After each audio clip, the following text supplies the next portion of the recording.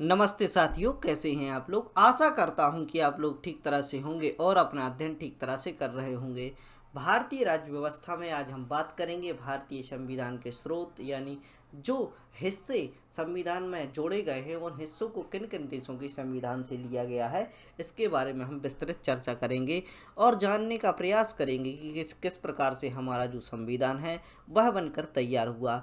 सबसे पहले हम देख सकते हैं जो भारत की जो आज़ादी का समय होता है, जब भारत ब्रिटिश उपनिवेश से आज़ाद होता है, तो इस समय पर क्या होता है, भारत में एक संविधान सभा गठित की जाती है भारत का संविधान तैयार करने के लिए, यानी इस पुस्तक को तैयार करने के लिए।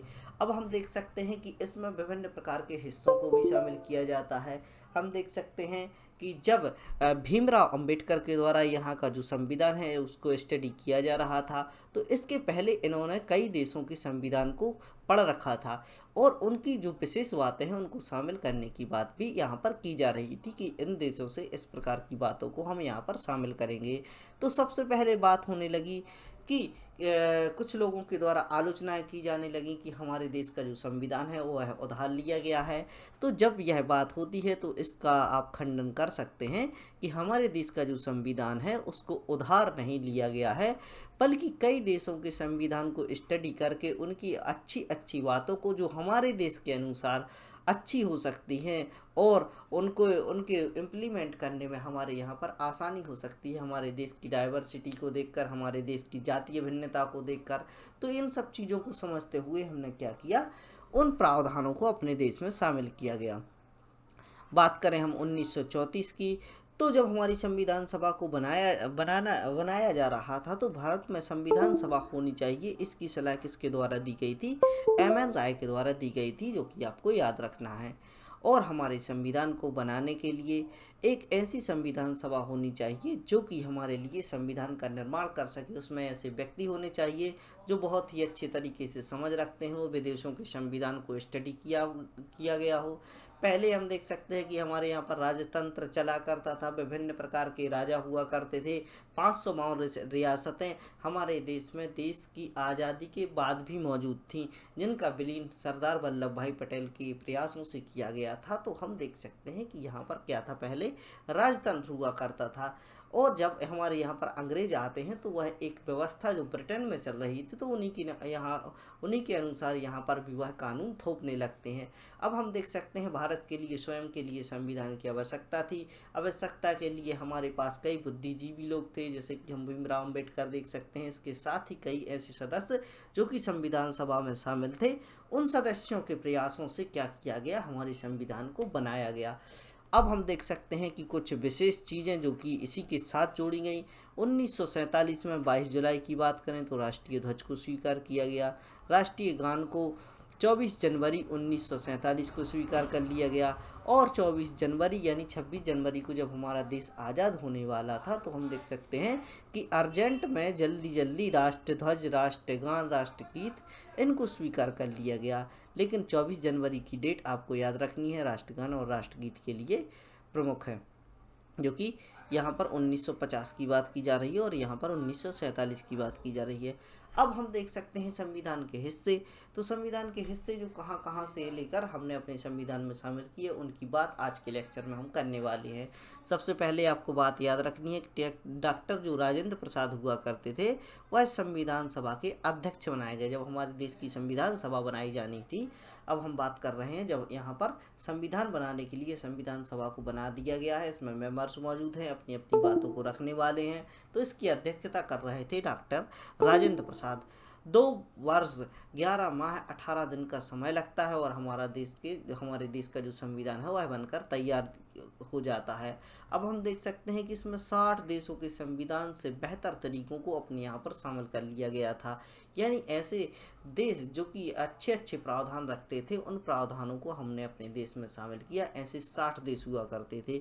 छोटी छोटी सी बातें शामिल की गई, सबके बारे में हम विस्तृत चर्चा नहीं करेंगे। कुछ विशेष ऐसे देश जिनसे प्रमुख चीज़ों को लिया गया है उनके बारे में चर्चा करेंगे, जो कि आपसे पूछ लिया जाता है। 114 दिन हमारे संविधान का जो ड्राफ्ट है वह तैयार किया गया और ड्राफ्टिंग कमेटी के अध्यक्ष डॉक्टर भीमराव अम्बेडकर थे, आपको याद रखना है। संविधान बनाने में 64 लाख रुपए का खर्चा हुआ, जो कि आपको याद रखना है कि जो कि उस समय 64 लाख रुपए भी बहुत होते थे, और हम देख सकते थे हमारे संविधान के लिए इतना खर्चा सफिशिएंट था। संविधान सभा का कार्य समाप्त होने के बाद इसे संसद में परिवर्तित कर दिया गया। हम देख सकते हैं कि जो पहले यहाँ पर संविधान सभा जो चल रही थी, उसी को संसद में परिवर्तित कर दिया जाता है, और जब से लेकर अब तक हमारी संसद कार्य कर रही है। 1951 में पहली बार स्वतंत्र भारत के लिए चुनाव कराए जाते हैं। अतः जो यहाँ पर मनोनीत सदस्य हुआ करते थे, जहाँ जहाँ से बुद्धिजीवी हमने उठाए हुए थे, अब उनके स्थान पर मेंबर्स बनकर कौन आ गए? जनप्रतिनिधि, यानी जो जनता के द्वारा चुने हुए नेता थे, वह 1951 के बाद यहाँ पर कार्य करने लगे। किस देश से कौन से प्रावधानों को लिया गया है, इसकी बात हम यहाँ पर करेंगे। सबसे पहले बात करते हैं भारत सरकार अधिनियम। हम देख सकते हैं कि भारत का जो मूल रूप से संविधान है 1935 के अधिनियम से ज़्यादातर लिया गया है। तो 1935 के अधिनियम से कौन कौन सी बातें हमने यहाँ पर शामिल की थी? तो सबसे पहले देख सकते हैं संघवाद का ढांचा, गवर्नर का ऑफिस, जो कि वर्तमान में हम देख सकते हैं कि जो हमारे यहाँ पर राष्ट्रपति का पद है और ऑफिस है, वह पहले गवर्नर का ऑफिस हुआ करता था। तो इस बात के यह प्रावधान भी हमने 1935 से लेकर आए थे। न्यायपालिका को भी हमने यहाँ पर शामिल किया गया था 1935 के अधिनियम से। पब्लिक सर्विस कमीशन, आपातकाल के प्रावधान, किस प्रकार से हमारे यहाँ पर आपातकाल लगाया जाना चाहिए, उन सभी प्रावधानों को भी हमने 1935 से उठाया था।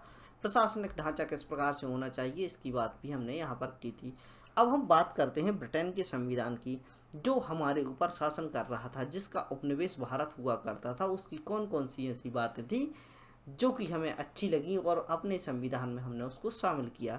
संसदीय व्यवस्था भारत में चली आ रही थी, और हम देख सकते हैं कि कोई व्यवस्था 200 साल से यहाँ पर चली आ रही है, तो उसको जो कि हमारे यहाँ के लोग थे उसमें कंफर्टेबल हो गए थे। तो उसी कंफर्टेबिलिटी को आगे बरकरार रखने के लिए संसदीय व्यवस्था को यहाँ पर शामिल कर लिया गया। कानून के अनुसार प्रशासन, जो कानून बना दिया गया है, जो नियम बना दिए गए हैं, उनके अनुसार प्रशासन, यह बात भी हमने ब्रिटेन से ली थी। विधायी शक्तियाँ, एकल नागरिकता। एकल नागरिकता का अर्थ होता है भारत का जो नागरिक है उसमें के पास एकल नागरिकता होगी, यानी हम देख सकते हैं यदि वह किसी दूसरे देश की नागरिकता लेता है तो यहाँ पर उसकी नागरिकता हटा दी जाएगी, यानी एक देश एक व्यक्ति के लिए एक देश की ही नागरिकता प्राप्त होगी। कैबिनेट सिस्टम, रिट्स आपने देखे होंगे किस प्रकार से जारी किए जाते हैं। आर्टिकल 32 में आपने अध्ययन किया है। संसद के सदस्यों की सेवा शर्तें, यानी इसको क्या तनख्वाह दी जानी चाहिए, क्या इनके लिए सेवाएं होनी चाहिए। तो संसद के जो सदस्य होते हैं, जिसे हम लोकसभा में देखते हैं कि जो हमारे सांसद होते हैं, उनको किस किस प्रकार की सेवा शर्तें दी जानी चाहिए, उनकी बात यहाँ पर की जाती है। लोकसभा, राज्यसभा, केंद्र विधानसभा, विधान परिषद की बात भी यहीं से निकल कर आई। यह सब कहाँ से लिए गए? ब्रिटेन के संविधान से। अमेरिकी संविधान का हमारे यहाँ पर क्या प्रभाव पड़ता है? तो हम देख सकते हैं कि आपने वहाँ पर डेमोक्रेसी और ह्यूमन राइट और मौलिक अधिकार, यह सब बातें आपने अमेरिका के बारे में सुनी होगी। यहाँ पर देखो, वह इसी चीज़ का परचम लहराता हुआ दिखाई पड़ता है। कहीं भी किसी भी देश में मौलिक अधिकारों को स्थापित करना है, वहाँ पर डेमोक्रेसी लाना है, इस प्रकार की बातें वह करता है। तो हम देख सकते हैं कि हमने भी क्या किया कि वहाँ के मौलिक अधिकारों को उठाकर हमने अपने देश में रख लिया, जिस प्रकार से हमें आवश्यकता थी। स्वतंत्र न्यायपालिका भी यहाँ पर निकल कर आई। न्यायिक समीक्षा का जो प्रावधान होता है, जो हमारे न्यायाधीश होते हैं, यहाँ पर सुप्रीम कोर्ट होता है, हाई कोर्ट होता है, उसके पास न्यायिक समीक्षा की पावर होती है। यदि संसद या विधानसभा द्वारा किसी प्रकार का कानून बना दिया जाता है तो उसकी समीक्षा करने का अधिकार हमारे यहाँ पर होता है, जो कि हमने अमेरिका से लिया है। राष्ट्रपति का जो महाभियोग होता है, उसकी इम्पीचमेंट की प्रोसेस है, वह भी कहाँ से ली गई है?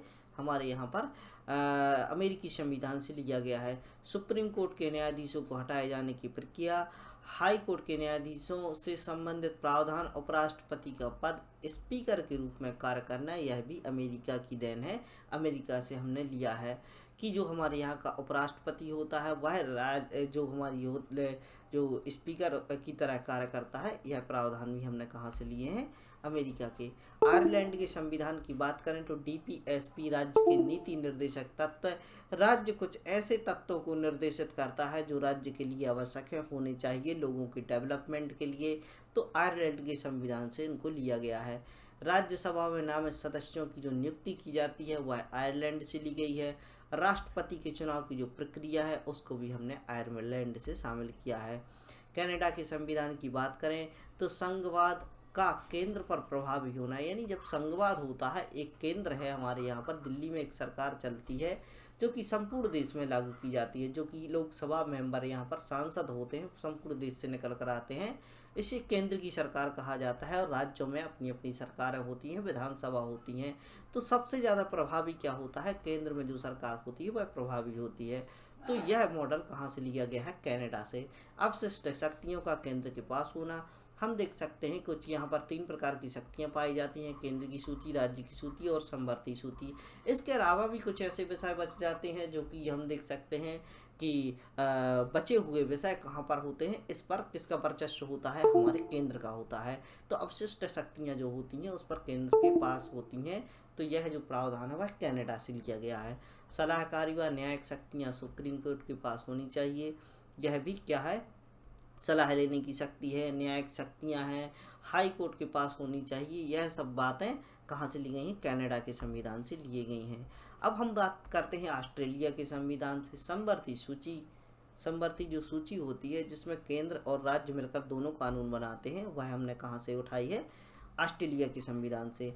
व्यापारिक शक्तियों की बात करें, वित्तीय मामलों की बात करें, तो यह भी हमने कहाँ से लिए गए हैं, ऑस्ट्रेलिया के संविधान से। संयुक्त बैठक 108 के अंतर्गत, आर्टिकल 108 के अंतर्गत जो संयुक्त बैठक के प्रावधान होते हैं, जहाँ पर हम देख सकते हैं लोकसभा व राज्यसभा दोनों मिलकर क्या करते हैं, दोनों सदन एक साथ मिलकर बैठक करते हैं। तो यहाँ पर जो प्रावधान है वह ऑस्ट्रेलिया में हुआ करते थे, तो ऑस्ट्रेलिया के संविधान से हमने इसको लाया है। जर्मनी, आप देख सकते हैं, हिटलर का नाम सुना होगा। हिटलर के समय पर क्या होता था कि बहुत से सेंसन में क्या हुआ था, जर्मनी दबा हुआ था। और इन सेंसन से उबरने के लिए जब हिटलर यहाँ पर चांसलर बनते हैं, यानी यहाँ के राष्ट्रपति बनते हैं, तो क्या करते हैं, वह सभी जो इन पर सेंसन्स लगाए हुए हैं उनको तोड़ते हैं और इस प्रकार यहाँ पर आपातकाल लगा देते हैं। सेना रखने के लिए एक प्रतिबंध इनके ऊपर हुआ करता था कि कम सेना यह रख सकते हैं। तो इसमें क्या होता है, इस प्रतिबंध को तोड़ते हुए ज़्यादा से ज़्यादा सेना में भर्ती करते हैं। एक आपातकाल के दौरान यह एक ऐसा नियम पारित कर देते हैं कि जो जर्मनी का कोई भी नागरिक है वह उस प्रत्येक नागरिक को क्या आर्मी की तरह कार्य करना पड़ेगा। तो हम देख सकते हैं जर्मनी से हमने आपातकाल के प्रावधानों को तथा मौलिक अधिकारों को सीमित करने, यानी उनकी जो मौलिक अधिकार है, बेसिक तौर पर हमारे पास ह्यूमन राइट होते हैं कि हमें अपनी जो आर्टिकल 21 जैसे हमारी मौलिक हमें जीवन जीने का अधिकार देता है। तो हम देख सकते हैं कि मौलिक अधिकारों को किस प्रकार से सीमित किया जाता है वह हमें जर्मनी से सीखना चाहिए। तो उसी को सीखते हुए हमने यह प्रावधान अपने यहाँ पर रखे। सोवियत संघ की बात करें तो सोवियत संघ बहुत ही चर्चा में, यहाँ पर जो आज के पहले यूएसएसआर हुआ करता था, आज हम देख सकते हैं रसिया है। और हम देख सकते हैं इससे हमने बातों को शामिल किया। मौलिक कर्तव्य यहाँ पर हमने लिए सामाजिक आर्थिक राजनीतिक न्याय, यानी सामाजिक आर्थिक राजनीतिक न्याय। जो यहाँ पर हम बात करते हैं, जो हमारी आपने देखी होगी प्रस्तावना में इसकी बात की जाती है, सामाजिक आर्थिक और राजनीतिक न्याय।